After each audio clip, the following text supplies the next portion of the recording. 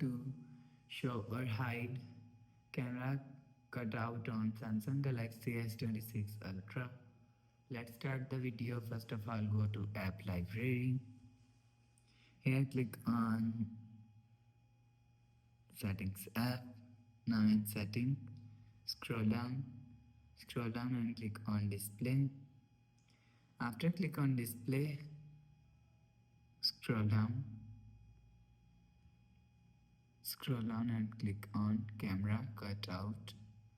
After click on camera cutout, so click on app, so you will see. If you want to show camera cutout, so click on show camera cutout, so you will see camera is show cutout.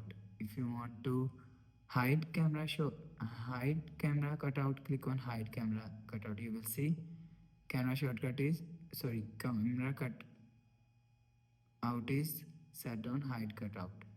After the process, go back to home screen. So that's how you can show or hide camera cutout on Samsung Galaxy S26 Ultra. If you like the video, please subscribe. Thanks for watching.